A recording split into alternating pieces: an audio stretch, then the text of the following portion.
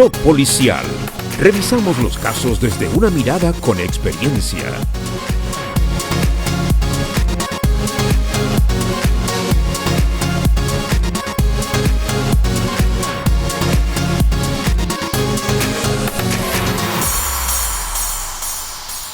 Lo invitamos a disfrutar nuestro programa Top Policial. Hola, buenas noches, ¿cómo están? Soy Claudio Vázquez, periodista, y estamos comenzando hoy día nuestro tercer programa Top Policial. Estamos junto a nuestro panel de expertos con el que vamos a analizar el caso que hoy día nos compete. Está Margarita Rojo, Carlos Collao, Aldo Duque. ¿Cómo están, señores? Hoy día comenzamos nuestro tercer programa. Y antes de comenzar con el tema, también agradecer a todas esas personas que han estado día a día escribiéndonos a nuestras redes sociales, a nuestro correo toppolicialtv@gmail.com, y además felicitándonos y dándonos sugerencias sobre temas también que podemos tratar. Recuerden que estamos todos los martes a las 10 de la noche con un tema contingente. Sin ir más lejos, comenzamos en este momento. Señores, es un tema muy controversial, es un tema país, es un tema de Estado, y muchas veces muchos pudiesen pensar que las soluciones que dan los gobiernos de turno son soluciones parches que no trascienden al gobierno que preside. Ahora, pues bien, vamos a hablar hoy día del Sename y derechamente las muertes en el Sename. ¿Y por qué estoy tocando este tema? Básicamente porque hace un par de semanas también conocimos un caso ya de un menor de edad que murió a causa del COVID-19, y esto también abre una brecha y nos hace pensar cómo están en el resguardo estos chicos, de qué se trata. ¿Por qué pasa esto? Muchas veces todos hemos visto anualmente los casos que ocurren de violaciones, de muertes sobre todo, de informes que se han hecho, de acusaciones a través de políticos que hacen contra este organismo que no resguarda el cuidado de estos jóvenes que deben ser reinsertados en la sociedad una vez luego de delinquir. Yo les quiero contar también que viendo este tipo de situaciones, hay un informe que se entregó recientemente, el 2019, y es un informe que anuncia 32 muertes dentro de los organismos del Sename. Pero lo que llama la atención es que este informe fue realizado entre enero y marzo, solo del 2019, y son 32 muertes. Esto llama la atención. Solamente en ese periodo de tiempo, 32 muertes. Pero hay otros informes también que son superiores. Hay otros informes que son a través de instancias, incluso internacionales, que han venido a estudiar acá qué es lo que ocurre. Yo les quiero decir también como contexto. Muchos de nosotros hemos escuchado el nombre de Lisette Villa, esta niñita de 11 años que murió al interior del CRE de Galvarino del Sename. Y esta muerte fue muy mediática, y a raíz de esta muerte empezamos a conocer varias situaciones al interior de este organismo. Yo también quiero dar la palabra porque todos sabemos de lo que estamos hablando y empezar a hablar de lo que llama la atención sobre este tema, sobre las muertes en el Sename. Así es. Mira, no podemos olvidar, mi querido Claudio, que el Sename surge como respuesta del Estado al estado de desprotección de los menores en situación de vulneración social. Y en este contexto, a los hogares del Sename no solamente van a dar los menores infractores de ley, sino que también van a dar todos aquellos menores por disposición u orden de los tribunales de familia también. Es decir, menores que por alguna razón u otra, aparte de aquellos que están por infracción de ley, están abandonados, no tienen familia o están en un estado tal de vulneración que el Estado, en consecuencia, valga la redundancia, debe hacerse cargo de ellos. Y la mejor forma que tiene de hacerlo es creando un instituto central, un organismo, una institución. Esa institución fue el Sename, con los resultados que todos hemos visto, desastrosos. Ahora, Aldo, respecto a lo mismo que estás diciendo y volviendo al caso de Lisette Villa, la Defensoría de la Niñez, con la muerte de esta niñita, constató que la realidad de los niños venían enfrentando hace más de 40 años. O sea, y reitero, si la muerte de esta niñita fue mediática y por eso llegamos a esta conclusión, si no hubiese ocurrido, ¿esto se mete debajo de la alfombra? Se mete debajo de la alfombra. Mire, todos los que estamos en el sistema y que hemos estado alguna vez dentro de un hogar del Sename o dentro de una unidad penitenciaria donde se resguarda la integridad, entre comillas, de menores infractores de ley, te vas a dar cuenta que esto es simplemente pura semántica. Cualquiera sea el gobierno es un administrador temporal del Estado, pero a medida que han ido transcurriendo los sucesivos gobiernos de todos los signos, el único resultado concreto es que han aumentado las muertes, aumentan los malos tratos y aumenta en definitiva la vulneración de los menores. Por eso se escapan, por eso se arrancan, porque adentro están sufriendo. El Sename tiene de todo, menos un servicio de menores. Yo ya aprendí a fumar marihuana, aprendí a tomar. Y le dije, quiero que me digan la verdad, quiero qué pasó con mi hijo, le dije yo, porque yo voy a llegar allá. Y me dicen, no, es que sabe que tu hijo se mató. El Estado se lava las manos respecto del cuidado de los niños. Y llegan y ponen a cualquier persona a cuidar a esos niños. Lo único que quiero que no exista el Sename. Son décadas y décadas de silencio. Y hubo que decir 185 muertos para que la sociedad chilena despertara. Si mi hija se la llevaron, no era para que mi hija estuviera mejor que conmigo. ¿Se puede hablar también de drogas, de tráfico? ¿De qué pudiésemos hablar respecto a esto? Porque también son historias de nunca acabar. Esto ya lo estamos conociendo a través de varios informes y vamos a llegar a un informe muy particular y que de hecho la misma institución en la que ustedes trabajaron lo elaboró y que es muy decidor. Sí, la verdad que, bueno, al interior del Sename se dan tantas irregularidades y tantos delitos cometidos que llega a ser que uno no puede pensar que existan gentes que estén a cargo de estos menores y que no hayan hecho absolutamente nada. Si tú hablaste hoy día de uno de los informes que realiza la Policía de Investigaciones.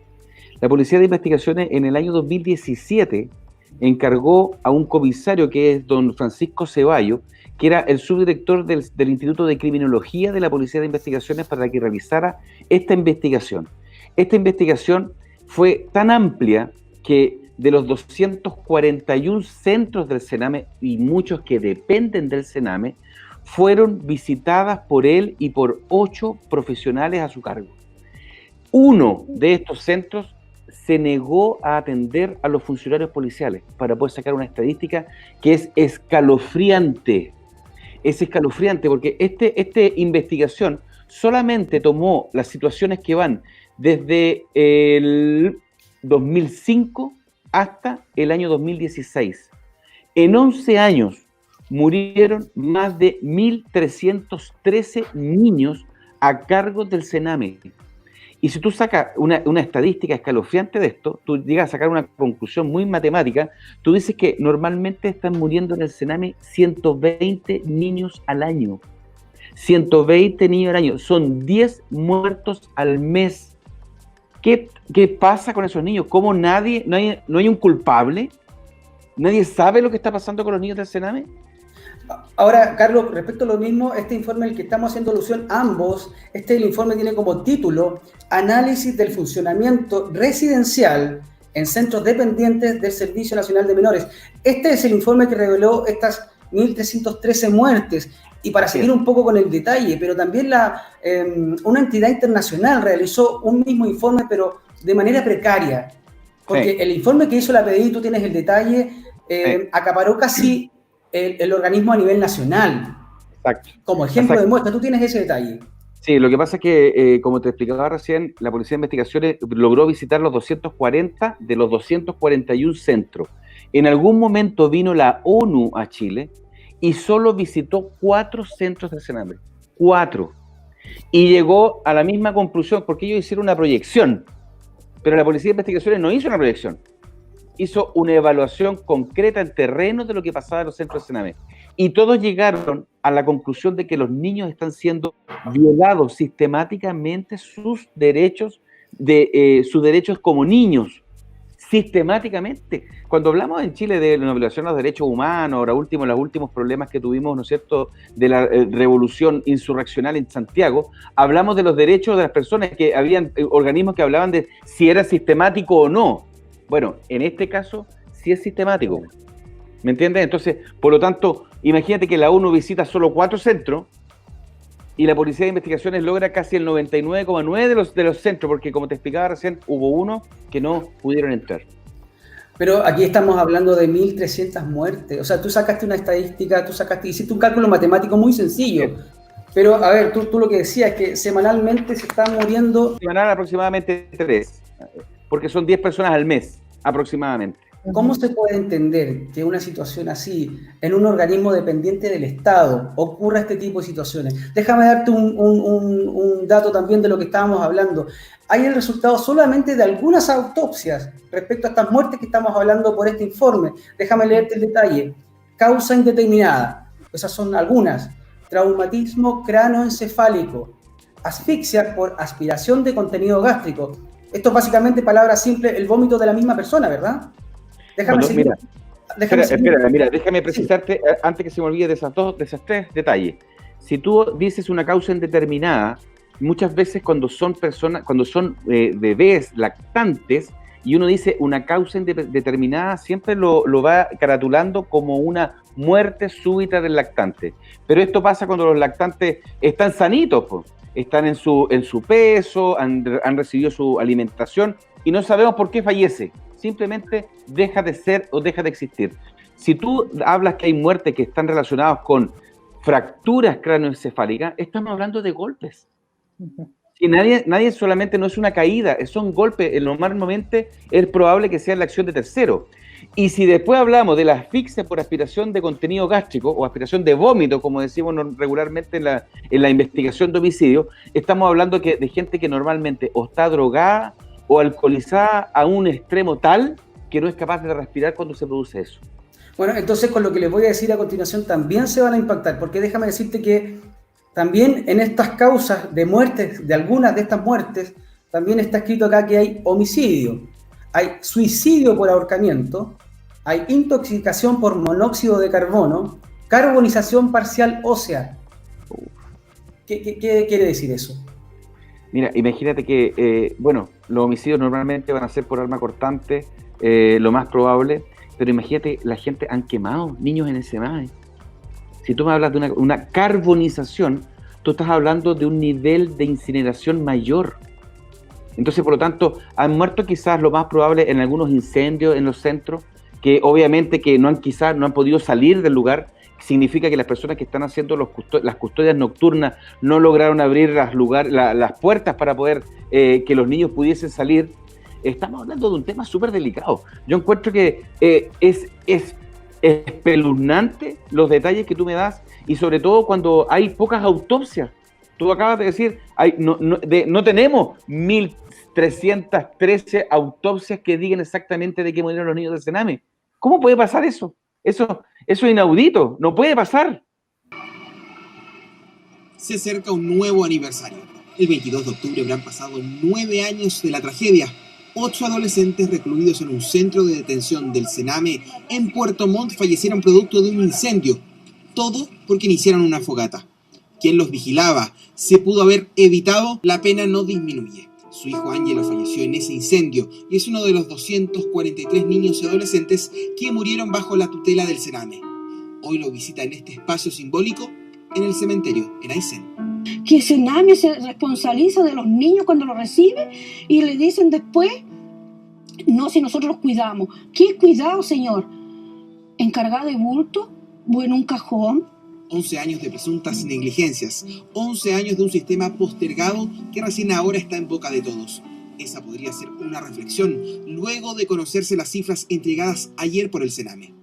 De todos los niños fallecidos en residencias, la gran mayoría era administrada por organismos colaboradores privados, que en todo caso sí recibían subvenciones del Sename. Una de las principales autocríticas de la directora del servicio fue el no aviso de algunas muertes a los familiares más cercanos. Pero sí, efectivamente, pueden haber existido dificultades u omisiones al momento de informar a la familia y nosotros no nos excusamos. El informe realizado por el Sename contabilizó a más de 1.300 niños y adultos de residencias, centros de reclusión y programas ambulatorios que murieron desde el 2005. Toda esa información ya la tiene el fiscal a cargo de investigar los decesos. Se indaga todo. Yo como fiscal lo indago todo, lo voy a indagar todo. Es muy voluminosa la investigación, extraordinariamente compleja porque abarca territorialmente un territorio muy extenso. Yo creo que es primera vez que una investigación de la Fiscalía abarca tantas regiones. Más información para buscar a los responsables, pero también servirá para discutir el presupuesto de esta cuestionada institución. El gobierno comprometió aumentar el presupuesto de este servicio para 2017 en 16.500 millones de pesos, la mitad de lo que había pedido Solange Huerta para mejorar adecuadamente el Sename. sabemos que estamos en escasez, ¿cierto? Y por lo tanto nuestro compromiso, entendiendo que este es un enorme sacrificio, es hacer un uso lo más eficiente posible de esos recursos y focalizarlos en aquellos temas que es necesario focalizar. Margarita Rojo, ¿cómo puedes explicar al respecto una situación como la que estamos hablando? ¿Cómo se puede dar a un organismo dependiente del Estado que ocurran estas situaciones? Si este informe no es entregado, ¿qué es lo que hubiera pasado? Estas cosas siguen ocurriendo. Si Lisette Villa no hubiera sido su muerte lamentablemente mediático, ¿no habríamos estado preparando este reportaje hoy día, este capítulo sobre este tema? ¿Quién se hace responsable? Claro, efectivamente, Claudio, tú lo has dicho. O sea, si no hubiese ocurrido lamentablemente lo de Lisette Villa, que además, la verdad es que eso destapó una olla. Estamos hablando nosotros de que las muertes que acaba de relatar Carlos solamente cubren los periodos del 2005 al 2016. Pero ¿qué pasa con los años anteriores? ¿Qué pasa con los años posteriores? Probablemente haya más muertes que no se sabe cuáles son las causas, quiénes son los responsables de esta situación. Nosotros nos vamos a encontrar con elementos mucho más graves, porque efectivamente aquí sí hay una violación sistemática de los derechos humanos, claramente establecido por la Policía de Investigaciones, donde hay el Estado está a cargo del Sename. O sea, si tú me preguntas a mí qué opinión tengo de esto, yo creo que ese centro habría que haberlo cerrado. No tendríamos que haber estado ahora, están legislando acerca de lo que están haciendo, están colocándole parche. Ese Sename nunca ha funcionado. ¿Y sabes por qué? No ha funcionado precisamente porque el 70% de todo lo que funciona es algo externalizado. Es decir, inclusive me da la impresión que es mucho más porcentaje. O sea, todo está externalizado. Es decir, que no existe una cabeza, no existe una misión, una visión que integre, sino que todo esto es externalizado y por lo tanto los organismos colaboradores, que son los que obviamente tienen el negocio, no quieren soltar ese negocio porque las rentas que le reportan estos dineros, por lo tanto el Estado no tiene ningún control acerca de estos centros. El Sename se hace cargo de unos 15.000 niños. El 10% de ellos están en centros administrados directamente por la institución.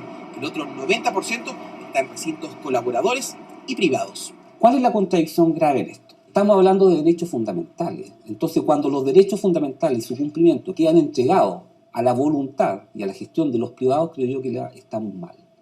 Tú puedes privatizar otras cosas, otros servicios, no los derechos fundamentales de los niños, menos de los que están al cuidado y han sido separados de las familias. La forma de financiamiento de la red Sename es una forma perversa porque estimula a las instituciones a que los niños no egresen nunca del sistema, porque mientras permanezcan en el sistema van a seguir recibiendo subvención. En 2015 se estima que el Estado gastó por cada niño 207.000 pesos mensuales, una cifra muy lejana a los 550.000 que se invierte en cada reo de un centro penitenciario.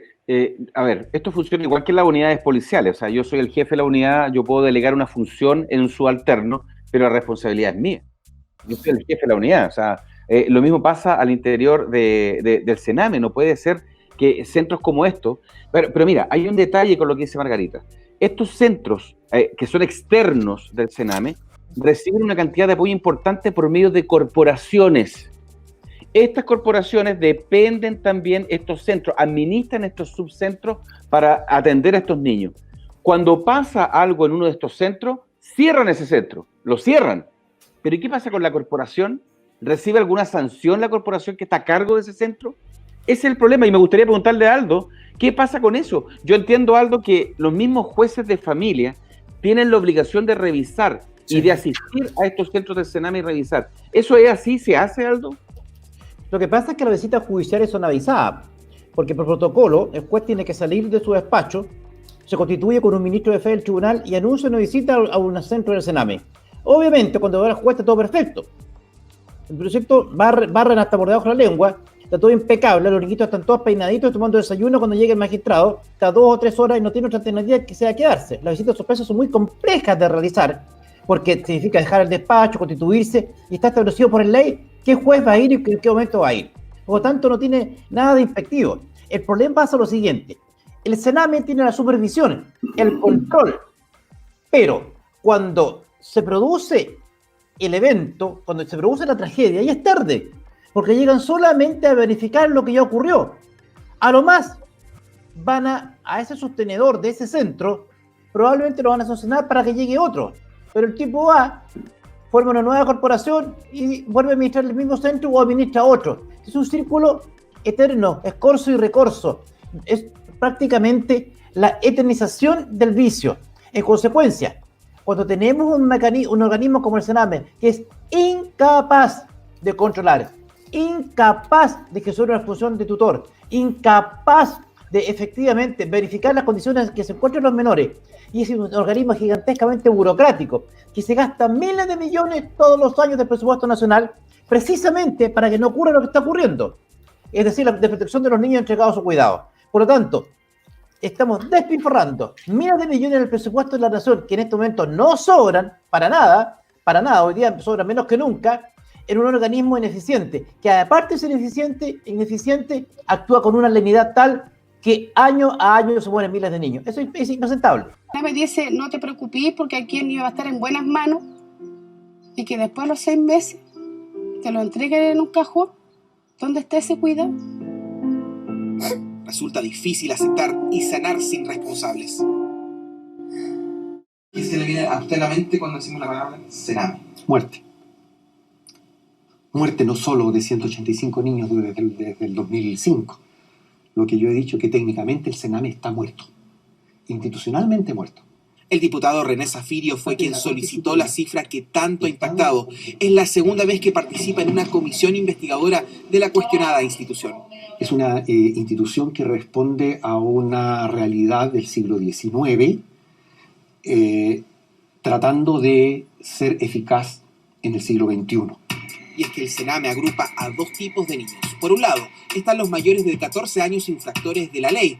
Y por otro, los golpeados, los abusados, los que vivieron en un ambiente de alcohol y drogas, los que vieron vulnerados sus derechos. Dos realidades que hoy confluyen bajo el alero del Ministerio de Justicia. No tiene sentido mantener a los niños bajo protección, bajo el arbitrio o las medidas o el control del Ministerio de Justicia, si no han cometido ningún delito, si estamos hablando de lactantes. Entonces, cuando tú tienes esos dos niños que se encuentran en un lugar que además tienden a ser estadías más o menos prolongadas y no hay una intervención focalizada, claramente es un problema. Mira, acá hay una violación sistemática de los derechos humanos, ¿verdad?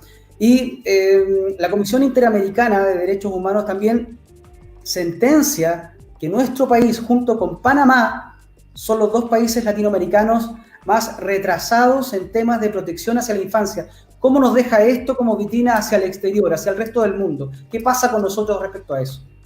Tanto es así, que por ejemplo, y no es un tema meramente de, bueno, lo dijo la Corte, lo dijo algún organismo, cuando el Estado chileno va a pedir préstamos o va a pedir dinero, por ejemplo, para este tipo de políticas, le van a decir, ¿pero qué le voy a prestar dinero a usted, señor?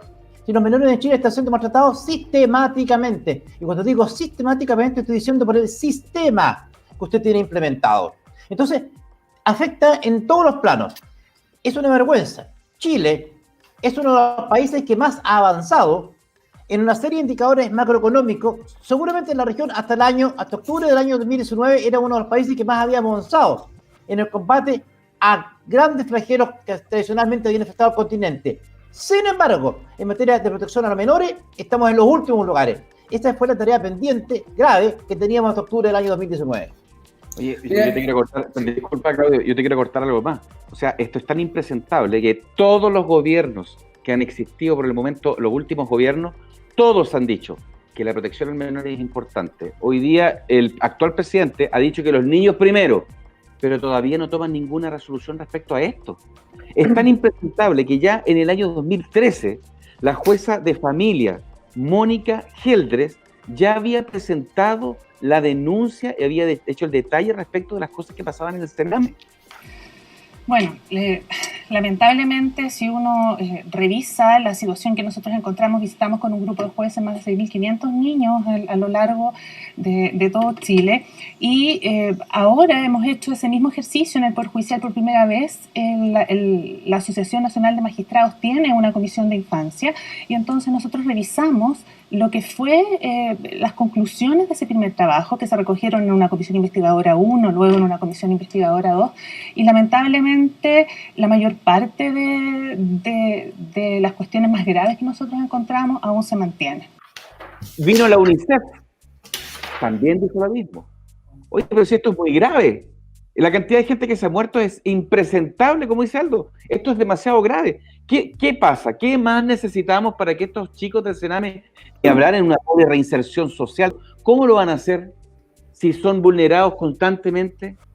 Vamos a llegar a esa pregunta que es bastante importante y crucial. Pero y respecto a lo mismo, les quiero lamentablemente poner sobre la mesa también un caso que ocurrió en la región del Biobío. Ya saben de qué estoy hablando, del caso del Sename en Hualpén. ¿Qué ocurrió acá? Hubo explotación sexual infantil al interior del centro, dependiente del Sename de Hualpén. Se llamaba Nido Hualpén. ¿Qué ocurre acá? Que, básicamente se ofrecían niños para servicio sexual a cambio de aportes. Ustedes me pueden comentar al respecto. Margarita, tú también sabías al respecto. Sabes que acá es importante comentar a la gente que nos está escuchando, fíjate que esto es de máxima gravedad porque además la gente no sabe, porque como está toda la gente con el tema de la pandemia y la cuarentena, el 4 de mayo de este año renuncia Susana Tonda, ¿ya?, a su cargo de directora del Sename. Ella señala que mucha de esta denuncia tiene que, o sea, esta renuncia tiene que ver porque perdió la confianza de su jefe directo, que era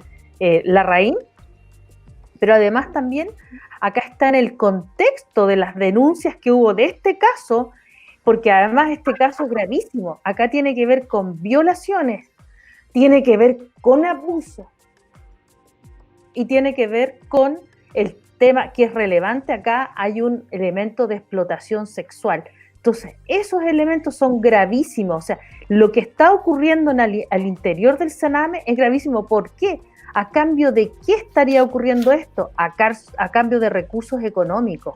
O sea, aquí hay algo que nos está diciendo, que no se está sabiendo, y por algo no quieren cerrar el Sename. Yo insisto, deberían de cerrarlo y hacer algo nuevo que no tenga que ver con esta división y esto donde se externaliza todo, porque esto es como tener un organismo que no sabe qué parte funciona, cómo funciona, ¿me entiendes? Entonces, acá hay hecho elementos graves. Algo, antes de ir con tu pase, yo también quiero destacar y quiero anunciar también a la gente que nos está viendo que en pocos minutos, en breves minutos más, tenemos un invitado especial y un invitado relevante para el caso que estamos tratando. Es una persona que trabajó más de 6 años al interior de uno de estos organismos del Sename. Así que prontamente va a estar con nosotros este personaje que va a conversar con nosotros respecto a su experiencia de cómo es vivir trabajando en el Sename. Aldo, con lo que conversaba Margarita, ¿qué ocurre con la estructura? ¿Qué ocurre con los pilares de este organismo? ¿Es necesario una reestructuración, como muchas veces dice el gobierno, o básicamente hay que plantearse un proyecto nuevo? El tema es que el Sename es un verdadero tragamonedas. Todos los gobiernos que llegan le meten mucha plata, aumentan los recursos, pero esos recursos se quedan, como dice un analista por ahí, en las manos porosas de los políticos. Ustedes no se imaginen la cantidad de asesores que hay para efectos de asesor del asesor, de la prima del asesor, que era asesor del asesor, que compraba el pan en la misma panadería que compraba el asesor de la asesora. Todo eso van con plata de los presupuestos que año a año se aumentan para Sename. Entonces, cambian las administraciones políticas, llega un grupo de asesores nuevos de diferentes profesiones u oficios a hacerse cargo de la problemática. Entonces van a evacuar un informe. Están 3 años haciendo un informe que concluye en que hay que modificar la ley relacionada con el Sename, con la protección de menores. Listo, señores. Llegó el otro gobierno, porque lo he visto en 3 gobiernos consecutivos. Llega el otro gobierno. Entonces, otro grupo de asesores se gastan, no sé, por lo menos casi en asesoría se pagan 700, 800 millones de pesos. En asesoría, para hacer otro informe. Llega el otro gobierno. Y así sucesivamente en una rueda parece una rueda de hámster, porque van quedando sobre sí mismas, se van consumiendo los recursos, que son miles de millones todos los años, y el desastre sigue siendo el mismo, al punto que se produce muchas veces un colapso, porque toda esta plata que se gasta en asesoría no se gasta, por ejemplo, en infraestructura, no se gasta, por ejemplo, en infraestructura médica, no se gasta, por ejemplo, en temas de salud mental para los niños, que es tan importante, en equipos psicológicos, equipos psiquiátricos para los profesionales de la psiquiatría, de la psicología para los menores. Eso no está, es mínimo. Sin embargo, en asesoría se va a todas las lucas. O sea, las manos porosas de nuestros políticos están impidiendo que esos ingentes recursos que todos los chilenos aportamos se trasunten en infraestructura que podría mejorar las condiciones de vida de los niños. Bueno, para complementar lo que dice Aldo, te quiero comentar que en ese año, cuando la Policía de Investigación en el 2017 entrega esta información, estos 8 tomos de información, se estaba conversando en el gobierno, en el Congreso, una nueva inyección de recursos para el Sename de aproximadamente 1.000 millones de pesos.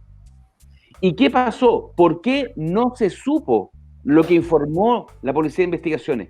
¿Por qué? Porque lo más probable es que quizás el gobierno de turno no quiso entregar esa información para que los diputados y los senadores no tuvieran este nuevo antecedente para poder decidir si entregaban esa cantidad de dinero o no.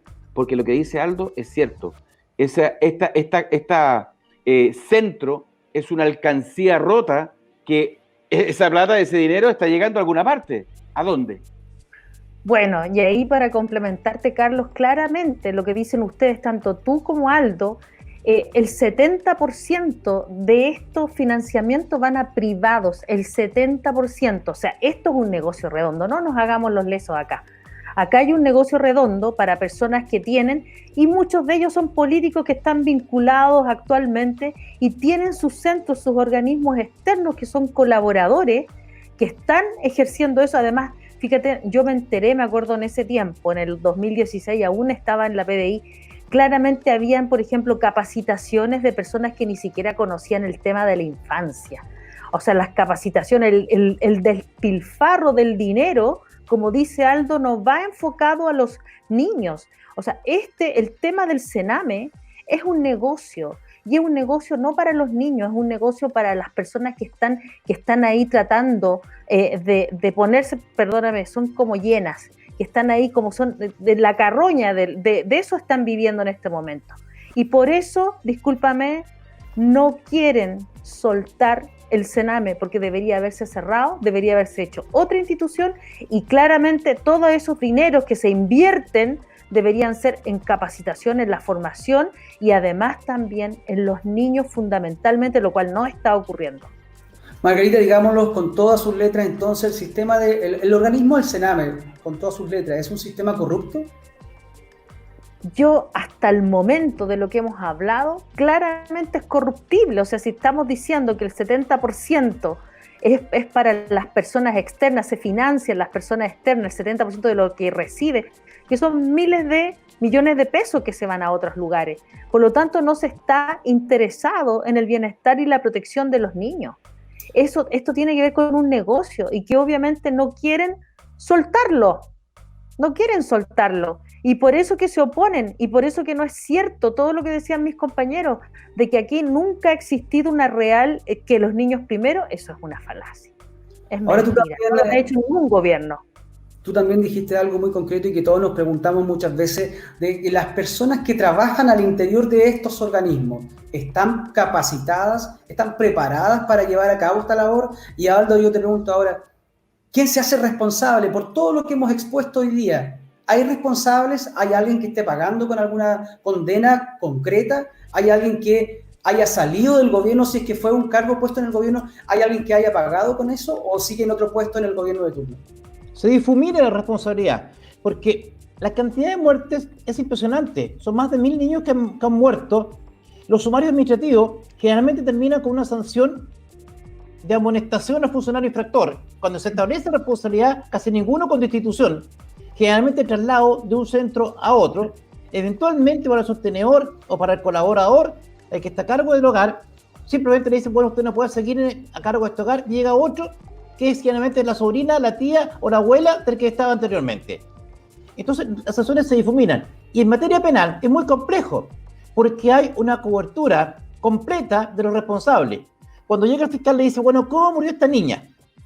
Esta niña murió por traumatismo cefalocraniano abierto. Esta niña, alguien la golpeó. ¿Cuál es la explicación de lo que pasó aquí? Tráigame las cámaras. No hay cámara, porque no hay plato para tener cámara. y además las cámaras vulneran la intimidad de los menores, así que no hay cámara. Bueno, ¿qué hay? Hay testigos, vengan los testigos para acá. ¿Tú qué viste? ¿Tú qué viste? ¿Tú qué viste? ¿Tú qué viste? No, yo no vi nada, no vi nada, no vi nada. La niña está con la cabeza partida. Finalmente, causa de muerte, accidente motivo encéfalo craniano por posible caída. Así certificada de función y así soportamos a la menor. Por miles. Sí. Déjame detallar una cosa. Nosotros tocamos el punto y conversamos muy al paso el tema de Lisette Villa. No puedo no decir que Lisette Villa tenía 11 años cuando falleció. 11 años. Ella fue sujeta a apremio porque ella era golpeada, envuelta en una frazada para evitar que ella se moviera más. Ella incluso tuvo lesiones en su rostro que tardaron aproximadamente 2 semanas en sanar. Estamos hablando de una niña de 11 años. Y ojo, que cuando ella fallece, porque en ese juicio, que fue su fallecimiento fue el día 11 de abril del año 2016, hubieron 8 personas que fueron formalizadas como responsables directos de estos apremios y 2 cuidadoras fueron sindicadas como las responsables directas, ¿ya? 2 cuidadoras.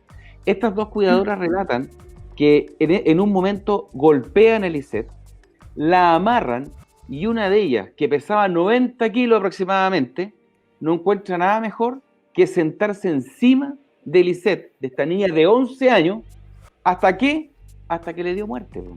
Porque resulta que el certificado de fallecimiento, la causa de fallecimiento de Lisette es una asfixia por sofocación producto de una compresión mecánica extrema.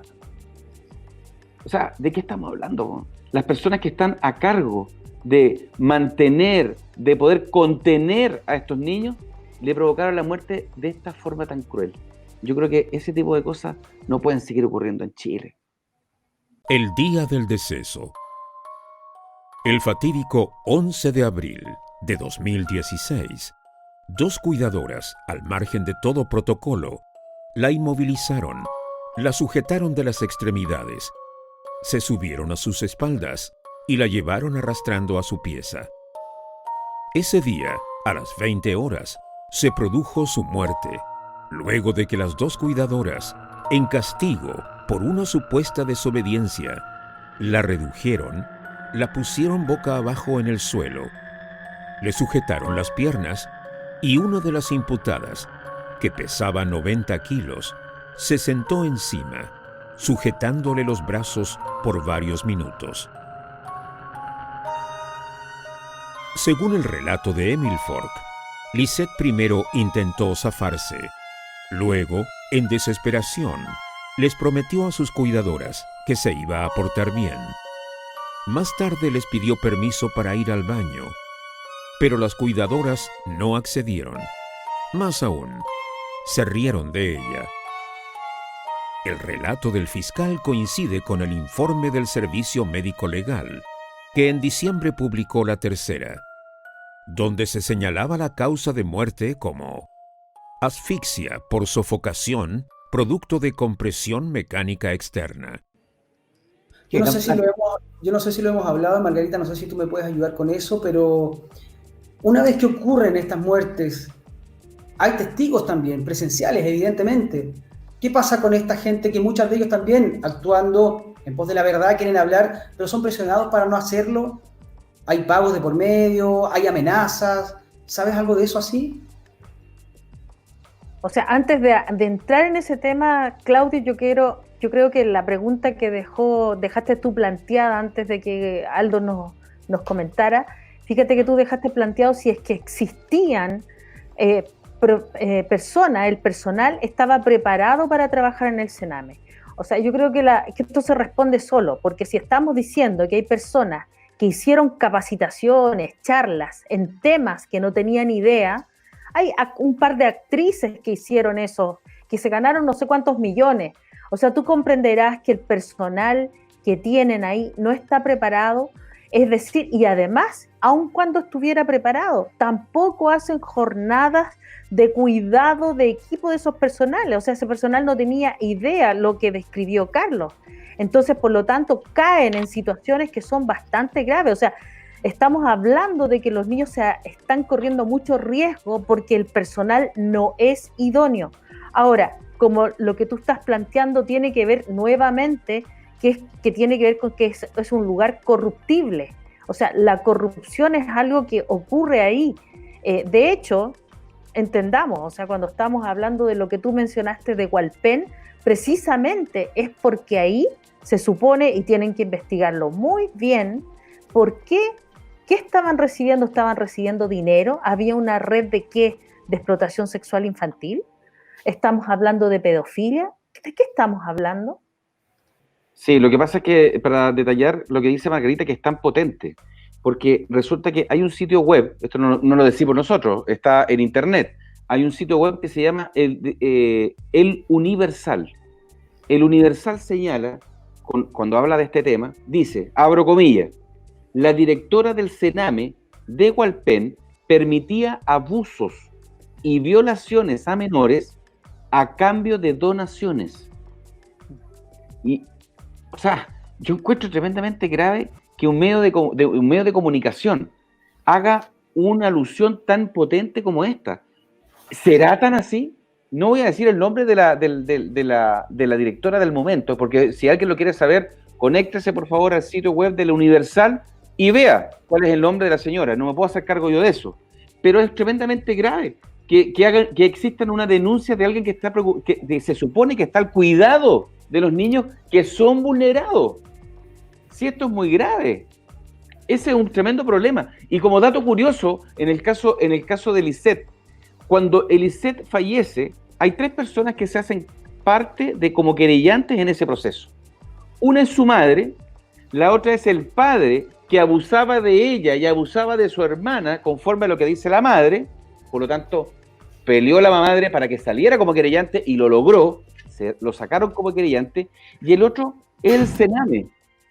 Y el Sename se hace parte como una querella, obviamente, y la madre de Lisette también aboga y los logra sacar como querellante, porque el Sename dice, y su abogado dice, oye, ¿cómo nos van a sacar si nosotros fuimos los que denunciamos este hecho?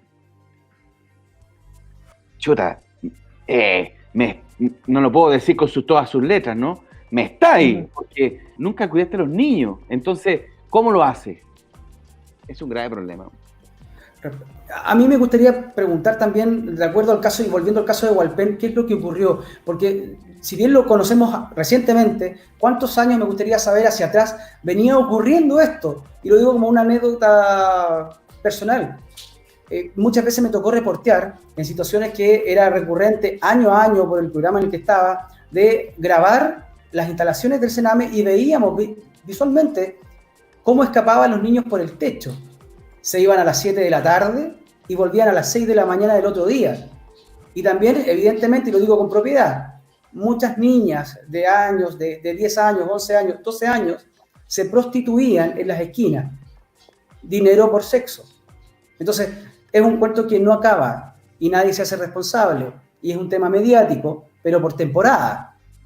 Pero mire cómo funciona. ¿Quiénes hemos estado dentro de un hogar?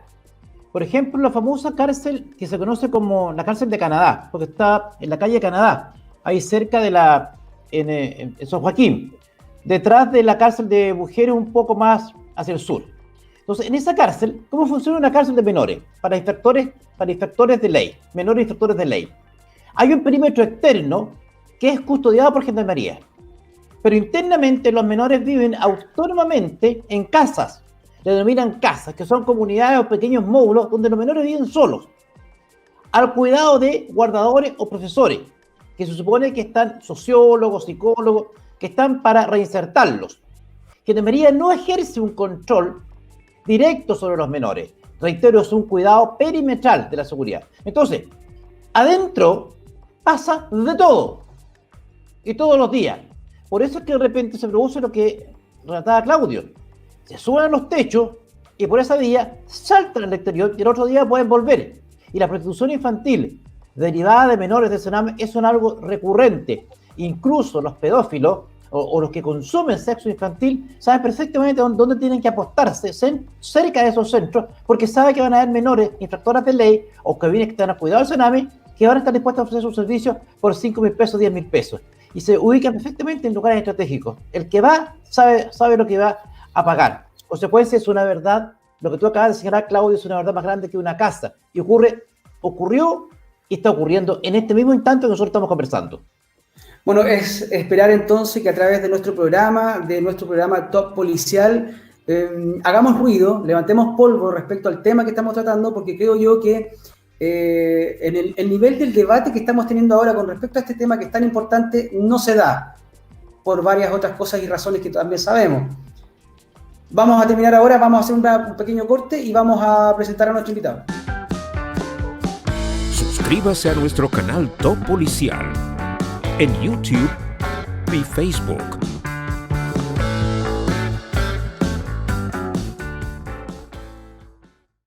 Y tal cual como lo habíamos dicho en un principio de nuestro programa, tenemos un invitado especial, tenemos un invitado contingente de acuerdo al tema que estamos tratando y precisamente lo tenemos acá ahora para que comparta con nosotros.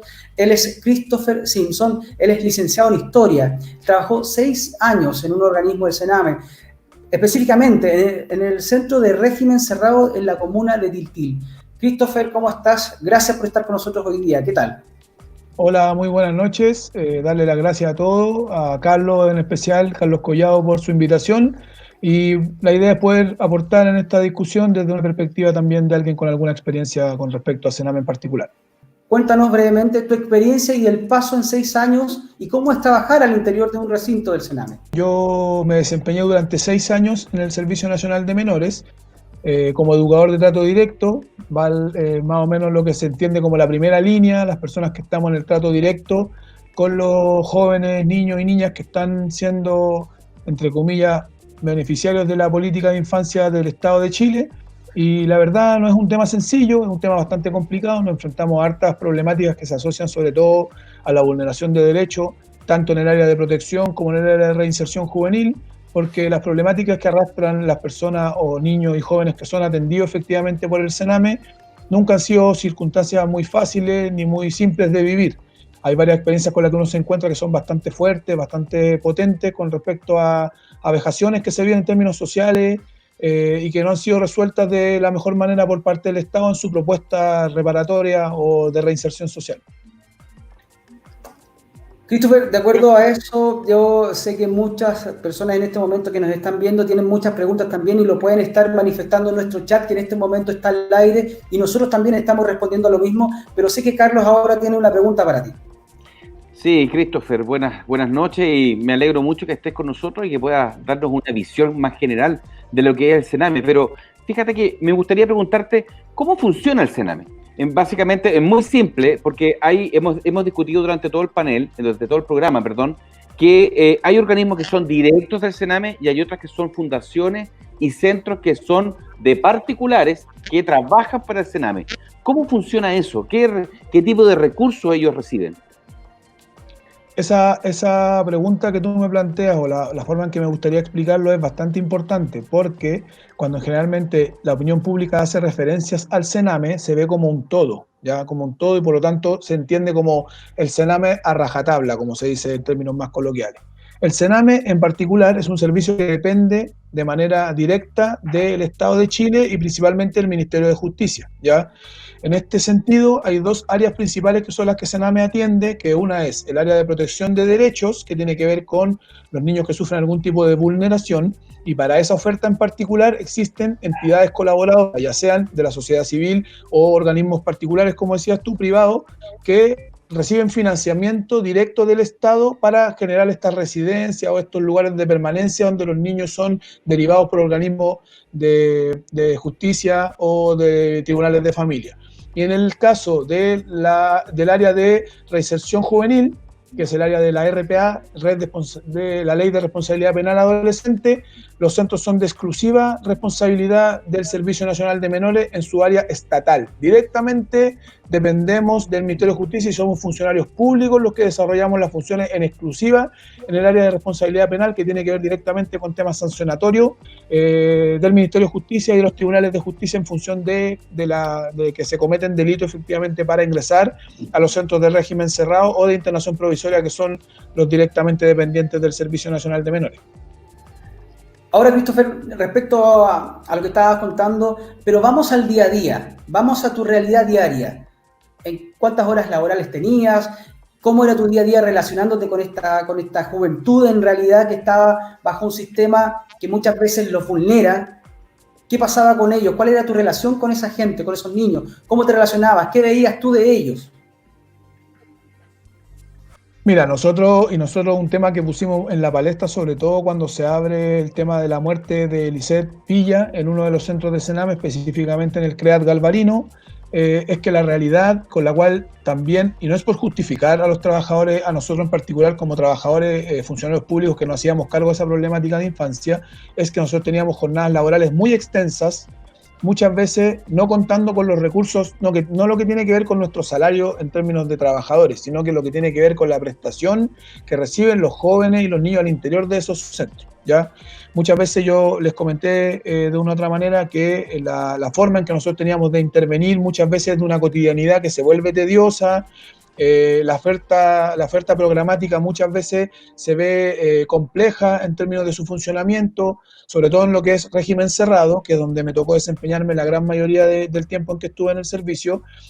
Todo está al interior de los centros de régimen cerrado, ya sea escuelas que van profesores efectivamente a hacer las clases ahí, en una dinámica muy difícil de realizar una clase tradicional como la forma en que lo entendemos en un colegio, que incluso cuando lo pensamos en términos de un colegio de SEO municipal o de un colegio de una población, también es muy difícil para los profesores ya llevar adelante una clase. Imagínense esa misma realidad al interior de una cárcel o de un centro de menores, donde efectivamente el término conductual, las patologías asociadas a temas psiquiátricos, temas disruptivos, son bastante complejos. Por lo tanto, la realidad nuestra, más allá del agotamiento laboral de 12 jornadas de 12 horas en turnos muy extensos, también tenía que ver con la precariedad, no solo de la alimentación, quizás de la oferta, sino que también de la relación que se lleva al interior del mismo centro por conflictos que se dan a la interna con los mismos jóvenes, con la dificultad que cuesta de integrar una rutina efectiva que permita ir generando procesos de rehabilitación o de reinserción social que sean efectivos para estos jóvenes.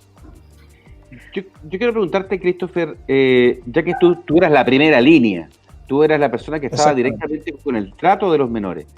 Cuéntanos el día a día de estos niños del Sename. ¿De qué edad hasta qué edad tú tuviste acceso a ellos? ¿Que te tocaba trabajar? Cuéntanos el día a día de ellos. ¿Qué hacen en el día a día? ¿Cómo visten? ¿Qué pasa con ellos en el día a día? Mira, la rutina en términos específicos en este centro es la edad como imputable ante la ley es de los 14 años para arriba. Yo nunca recibí un joven de 14 años en alguna de los centros donde yo estuve, porque nosotros ya somos el CRC, ¿cómo se conoce? El Centro de Régimen Cerrado es el centro donde los jóvenes ya están cumpliendo condena efectiva, teniendo posibilidad de acceder a beneficios carcelarios y todo, pero efectivamente son jóvenes que no... Yo el más joven que tuve era desde los 15 años hasta 24, porque esa otra temática que también es importante de entender, de que muchas veces jóvenes que cumplen una condena en el Servicio Nacional de Menores, en estos centros de régimen cerrado, muchas veces posteriormente siguen delinquiendo después de que cumplen los 18 años y, por ejemplo, si tuvieron algún acceso a algún beneficio durante su condena como menor, por ejemplo, el joven fue después puesto nuevamente en prisión y cumplió en Santiago 1 o estuvo en la penitenciaría y vuelve en libertad, sale y este joven, por ejemplo, comete un delito y le aparece la condena de menor nuevamente y él tiene que volver a cumplir a un centro de Sename la condena que le quedó pendiente. Por lo tanto, muchas veces tenemos una contaminación criminógena que tiene que ver con jóvenes que han transitado de cárceles o centros de menores de responsabilidad penal adolescente, van a cárceles de adultos y posteriormente vuelven a tener que cumplir sanción en cárceles de menores y por lo tanto hay una contaminación y un cruce criminógeno muy potente y que eso también genera al nivel de la escala y de la forma en que se va como estratificando como el estatus al interior del centro, también muy complejo porque hay jóvenes que tienen mayor experiencia delictiva y que por tanto van permeando también a los jóvenes que van recién iniciándose en una supuesta o en una carrera delictiva o por decirlo de alguna forma en una vida ligada al tema de la delincuencia por la sobrevivencia y que va contaminando y generando roces muy potentes en ese sentido. Llegó un chico con 29 años, imagínate. con 29 años siendo con condena menor.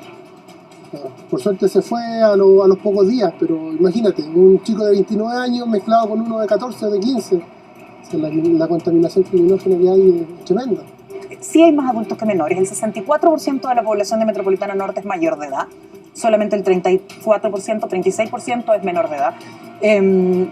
Ahora, ¿cómo se da? Bueno, esto se da porque la ley de responsabilidad penal actual establece que si yo cometí un delito como menor de edad, pero no fui capturado, no me detuvieron, no cumplí condena, no se produjo nada, y posteriormente yo soy detenido a propósito de un delito cometido como mayor de edad, yo debo cumplir ambas penas. Y la pena como menor de edad debo cumplirla en un centro de Sename. Es muy complejo hacer referencia a una rutina muy estandarizada, porque nosotros intentábamos generar algunos elementos que tenían que ver con una levantada a un horario en particular, que los jóvenes pudieran estar listos a un horario para acceder a la escuela, donde por turno van saliendo las casas para ingresar a la escuela, porque también hay conflicto entre los intereses de algunas casas, porque tienen perfiles diferentes, según complejidad, según cantidad de condenas. Se van haciendo ciertos perfiles que no debiesen ser como dictaminados por el servicio, pero se hacen como ciertos perfiles para poder poner adultos con más adultos, jóvenes con menos perfil criminógeno. Entonces se van haciendo, y por eso también la rutina se parcializa en función de que cada casa tenga su acceso diferenciado. Entonces la escuela posteriormente vuelven, tienen algunas actividades internas, y nosotros somos como especie de cuidadores o de receptores de los espacios de la casa, evitar que existan conflictos al interior de la casa, administrar la alimentación, generar algún tipo de clase o talleres que puedan también ser complementarios de la rutina como estandarizada que está con los centros de formación técnica y con la escuela. Pero eso se da en el contexto de tensión permanente entre los mismos internos y también entre conflictos con respecto a la instalación de una rutina o de un orden. Christopher, yo quiero preguntarte dos cosas que tú brevemente pudieras señalarnos. Por ejemplo, ¿cómo es la remuneración a los profesionales como tú que trabajaron? Si eso es realmente, porque lo que tú estás describiendo es harto trabajo, y entonces preguntar si eso también es recompensado en términos de salario. Y lo segundo, que me da la impresión de que tú tienes conocimiento acerca del fenómeno de la prisionización que se puede dar en esto y cómo afecta a las personas que trabajan ahí. Sí, mira, para responder primero la primera pregunta es, la verdad es que si nosotros pusiéramos como un estándar de un asalariado regular al interior de una empresa o por el cargo que desempeña, quizás nosotros debiésemos tener, tanto por la carga laboral como por la exigencia, que es muy difícil medirla en términos como cuantitativos, porque cómo mide subjetividades, así como en términos económicos, así como podrías plantear algunos elementos, pero es muy difícil como medir, más que por el tiempo como hora hombre o hora mujer, cómo podrías remunerar esa labor de acompañamiento, de muchas veces ser profe, de ser psicólogo, sin tener el título en particular. Pero efectivamente la remuneración como tal no es mala, ¿ya? En el sentido de un salario regular o poniéndolo en comparación con alguna otra cargo o trabajador. Y con respecto a la segunda pregunta, eso es bastante complejo, porque la prisionización como fenómeno, y hay un fenómeno que me imagino que tú lo debes conocer bastante mejor, que es el tema del burnout, que es como cuando tú en tu dinámica de trabajo te fundes con la dinámica, ya no puedes seguir trabajando, te produce un conflicto importante en términos de una depresión, de ir al trabajo, y el fenómeno del burnout se empezó a dar harto en el Sename, así como licencias por temas psiquiátricos, por tener incompatibilidad con el sujeto de atención con el cual estás compartiendo, el lenguaje es muy violento muchas veces. Si eres mujer, yo en este caso no lo soy, pero si eres mujer te ves enfrentada permanentemente a lenguaje muy pueril o con muchos insultos, muy fálico, y generalmente permanente los jóvenes están mirando de una forma particular a las mujeres. Hay todo un tema. Es una batalla campal en una de las casas de los jóvenes, en donde son agredidos 4 funcionarios a raíz de una riña que se produce al interior de esta casa, un joven herido de gravedad. Que todos estos elementos representan un riesgo para la convivencia cotidiana que se genera entre los chiquillos y con los chiquillos, nosotros como funcionarios. Nosotros los educadores de trato directo somos los que estamos en la primera línea, ahí al frente, la carne de cañón. A mí me han agredido un montón de veces y nadie hace nada.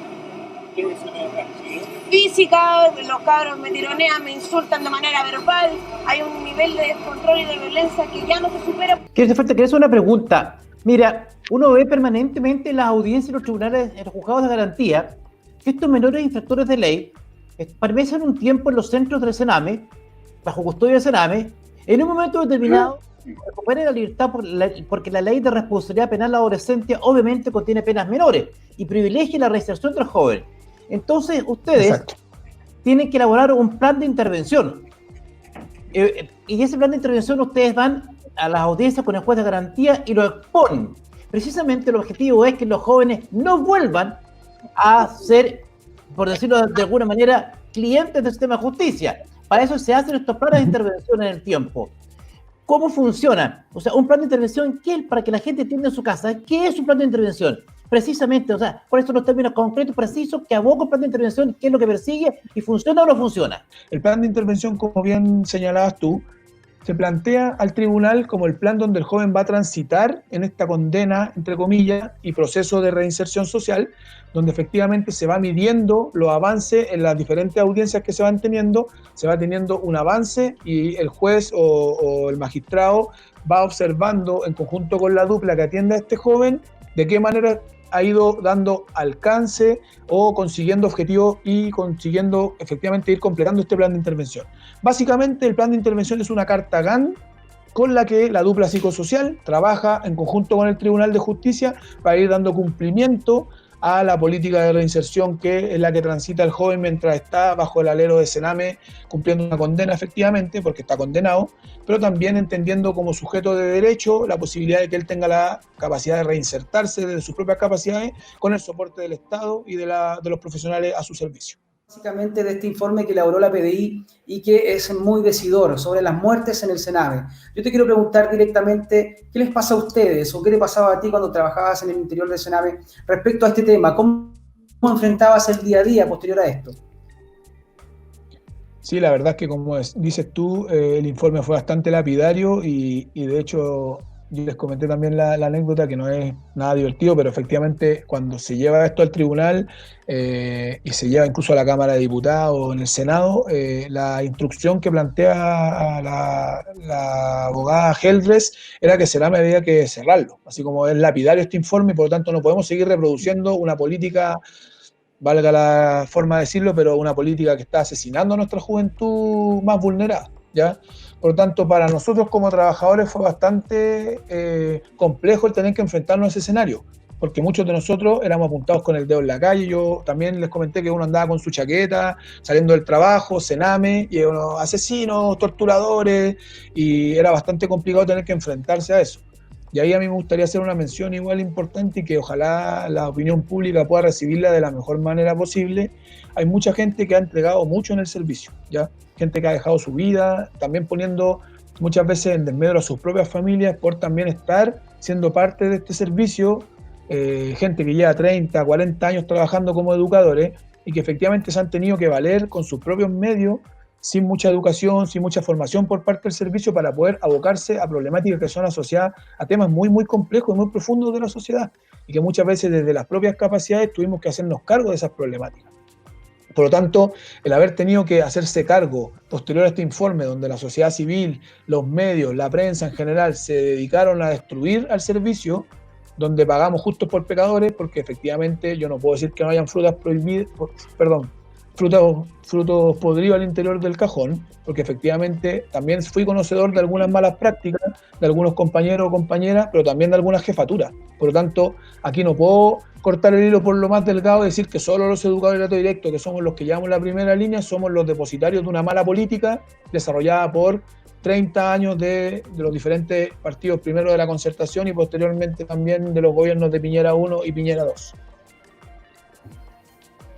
Christopher, yo quiero hacerte una pregunta, porque tú, claro, nos das una visión desde el punto de vista de la persona que trabaja al interior del Sename, pero hay informes que estamos hablando de la UNESCO, de la ONU, de la Policía de Investigaciones, de esta jueza que tú misma señalaste, donde se establece claramente que existe una violación sistemática al interior del Sename de estos niños que ya vienen con una realidad de vulneración desde sus hogares. Mi pregunta es la siguiente. ¿qué les pasa a ustedes cuando tú sabes y tomas conocimiento de que, por ejemplo, en el caso de Lisette Villa, fueron 2 de sus cuidadoras las que le dieron muerte? ¿Qué pasa en ustedes, en el grupo de trabajadores que hacen bien la pega en el Sename? Mira, para nosotros fue bien complejo cuando tuvimos que separar agua, porque para uno como trabajador, y lo que la mayoría de la gente debe pensar, es que nosotros cerramos filas y nos defendemos entre nosotros, nos cuidamos y le ponemos paños fríos para que no se conozca la realidad que muchas veces opera. Nosotros lo que hicimos fue decir, esperemos la investigación y nos referimos al tema porque va a ser responsable, ¿ya? Y efectivamente, como dice Carlos, se supo posteriormente de la investigación y de los informes y todo, que efectivamente Lisette, producto de que fue sobremedicada en primera instancia y en segunda instancia fue contenida de una manera muy inadecuada, ¿ya? Porque de hecho, también para que quede claro, nosotros como trabajadores, incluso de Sename, no tenemos bajo ninguna circunstancia, por ningún protocolo ni del MinSal, la posibilidad de generar contenciones mecánicas sobre ningún niño. Eso no se puede hacer, está prohibido, ¿ya? Yo me tocó trabajar en una unidad hospitalaria de corta estadía psiquiátrica de Sename, donde trabajaba con personal de salud especializado de psiquiatría, y ellos tenían la potestad de contener, de poder incluso como generar contenciones importantes con descompensaciones graves o agudas, pero porque eran personal ligado al tema de salud. Por lo tanto, efectivamente, psiquiatría. Hay un pésimo de psiquiatría, efectivamente, un tema que hay un manejo efectivo de medicación, de uso de contención mecánica, que son cosas que escapan al conocimiento de una persona como yo, que incluso si contengo a un joven con una fuerza desmedida podría quebrarle un brazo o no sé. No tengo las capacidades de hacer eso. Por lo tanto, como bien indicas tú, es importante hacer un mea culpa con respecto a eso. Y la forma en que se trató en específico el caso de Lisette, que nosotros también teníamos algún antecedente, que era una pequeña muy complicada, con temas de desajustes conductuales bastante agudos, y que efectivamente en esa contención en particular, con la medicación que tenía y con el tema del reflujo que tuvo, finalmente con la contención que se le hace sobre el pecho, fue lo que en definitiva le provoca este paro cardiorrespiratorio que finalmente terminó como todos sabemos. Christopher, yo te quiero llevar a una acotación que tú nombraste antes de que Carlos te hiciera sus preguntas. Yo me quedé con algo en el tintero y que tú nombraste sobre que tenías algunos antecedentes de malas prácticas de algunas jefaturas. Si me pudieses ahondar un poco en eso y preguntarte sobre lo mismo. ¿Esta jefatura era tu jefatura directa? Mira, a lo que me refiero yo con respecto a las malas prácticas no tiene que ver solamente con un dolo, como con cometer acciones que tengan que ver con un dolo o con una negligencia en particular. Hay ciertas operaciones o ciertos como protocolos que se establecen en función de algunos incidentes particulares. Por ejemplo, la descompensación de un niño o de una niña en un caso muy agudo de una descompensación de antecedentes psiquiátricos, donde hay fármacos debidamente administrados por algún profesional que debiese hacer esa labor, ¿ya? Muchas veces nosotros tuvimos que hacernos cargo de, por ejemplo, administrar medicamentos, cuestión que a mí no me corresponde hacer, porque yo no soy médico, no soy paramédico, no soy TENS. Entonces, por lo tanto, muchas veces, y yo puedo dar fe de eso, que no, pero dale esta pastilla, por ejemplo, o te toca el turno y tú tenés que administrar el medicamento porque no está el paramédico, por ejemplo. Porque nosotros, algo que teníamos mucha falencia en el servicio, era de la atención psiquiátrica permanente. Y era muy complejo tener efectivamente a disposición del servicio, y era muy complejo, incluso en términos administrativos, lograr tener los profesionales y los médicos acorde a las necesidades del servicio.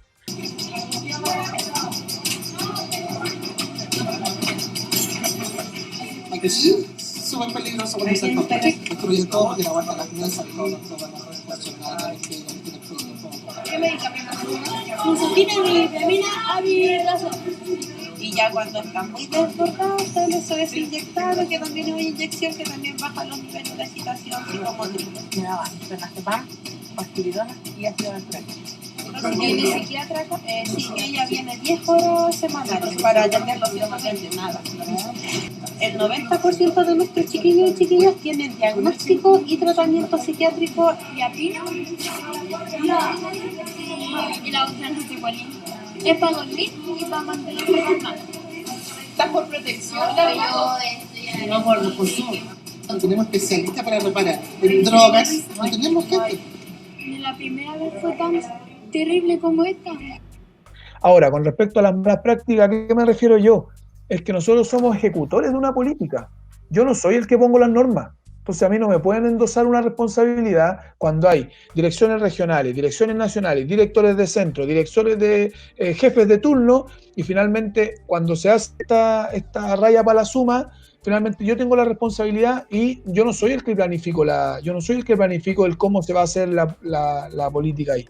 Por lo tanto, creo que es importante asumir que las responsabilidades son de quienes crean estos servicios y estas formas de administración directa en el caso del ISET en particular, y con respecto a lo de nuestra responsabilidad y cómo se van dando los vicios al interior de los centros.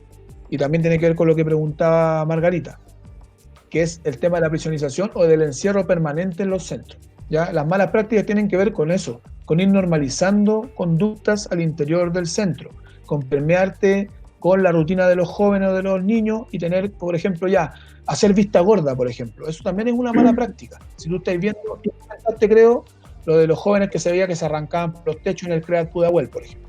Entonces, yo ya después no puedo contener eso, entonces por lo tanto ya se arrancan, ya sabéis que van a ir a consumir, que hay cerca del centro donde se van y se drogan, compran droga o hacen intercambio, todo, hasta prostitución infantil se ha vinculado a alguno de esos temas.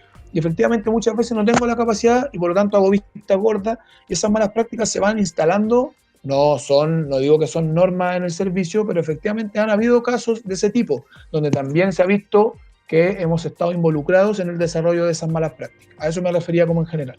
Christopher, te queremos agradecer, sabemos que tu tiempo apremia, queremos darte las gracias por tus opiniones respecto al tema. Es un tema candente, es un tema potente, es un tema de Estado. Queremos saber y queremos ojalá levantar polvo con lo que acabamos de hacer esta vez en esta jornada, porque es un tema sensible. Estamos hablando de las muertes de nuestros jóvenes, de nuestros niños, que son los más vulnerables del sistema. De ellos se está tratando este tema y de ello queríamos hablar hoy día porque no es menor. Es un tema que hay que tratarlo y hay que ponerlo en la palestra. Queremos agradecerte en nombre de nuestro programa, en nombre de Top Policial, en nombre de Margarita Rojo, en nombre de Carlos Collao, en nombre de Aldo Duque. Gracias por darnos tu versión, gracias por estar acá, y a ustedes invitarlos nuevamente para el próximo martes a las 10 de la noche.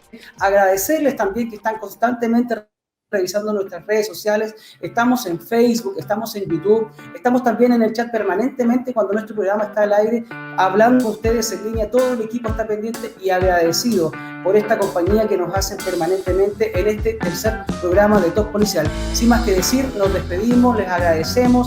El próximo martes estaremos tocando otro tema importante de contingencia policial con este panel de primera. Buenas noches y muchas gracias. Buenas noches. Buenas noches. Buenas noches a todos. ¿Cómo te llamas? Lisette. ¿Tú tienes hartos hermanos? ¿Cuántos hermanos tienes? 7. Esa voz que oyes es de Lisette Villa, la niña cuya muerte en abril de este año destapó el horror, el desorden y la inoperancia que le costó la vida a ella y a cientos más. El audio es de cuando tenía 7 años y ya llevaba al menos 4 siendo parte del sistema de protección. Lo que respecta a la situación emocional, es posible señalar que la niña aún mantiene un estado irregular con escaso control de sus emociones, con tendencia a estado depresivo, ideación suicida, así como también agresión a sí misma y a terceros. Ponga atención y oiga por primera vez como en enero del 2015 un juez de familia dictaminó que Lisette Villa necesitaba tratamiento psiquiátrico en profundidad. Bueno, llegó un informe el día de hoy del CREAT, se solicita, se le facilite el ingreso a la unidad de mediana estadía del Hospital San Borja Ariarán con el fin de que reciba un tratamiento más acabado, con un periodo de tiempo más extenso que el que podría brindarle una corta estadía, y se pueden sentar las bases de un tratamiento que pueda ser sostenido en el tiempo. Nada de lo que se está haciendo, de lo que se está pensando, apunta a evitar una próxima muerte. Suscríbase a nuestro canal Top Policial en YouTube y Facebook.